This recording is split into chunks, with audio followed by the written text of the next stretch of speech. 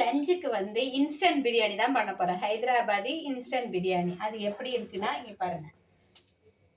Cooked இந்த கம்பெனியோட இதுதான். இதுக்குள்ளே ரைஸ் மசாலா எல்லாமே இருக்கும். அது என்னன்னு காமிக்கிறேன் பாருங்க. இது இந்த அளவுக்கு ரைஸ் கொடுத்துருப்பாங்க. ஒரு 2 டம்ளர் இருக்கும் ரைஸ். போதும். ஒரு 4 பேர் இல்லை 3 பேருக்கு தாராளம் போதும். 2 பேர் ஃபுல்லாவே சாப்பிட்டுக்கலாம் வச்சுக்கலாம். இது இருக்கு. அப்புறம் வந்து மசாலா பாருங்க. இதுக்குள்ளேயே இருக்கிற மசாலா தான் பாருங்க. இவ்வளோ அழகு, அப்படி கியூட்டா இருக்குங்க. எதுவுமே நம்ம மிக்ஸ் பண்ண வேண்டியது இல்லை. சிக்கனை மட்டும் இது பண்ணா போதும். இந்த மாதிரி மசாலா அப்படியே இருக்கும். இதை வந்து நம்ம சிக்கன்ல அப்படியே போட்டு வேக வைக்க வேண்டியதுதான். அப்புறம் அதோட ஒரு சாஸ் இருக்கும்ல, அது கடைசியா நம்ம இதுல ஊற்றணும் ரைஸ்ல. இதை என்ன பண்ணணும்னா ரைஸ் வேக வச்சிடணும். ஒரு 3/4 வேக வச்சிடணும்.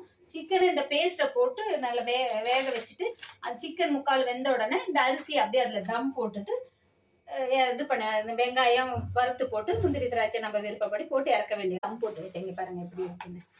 நல்லா 3 பேர் நல்லா சாப்பிடலாம்.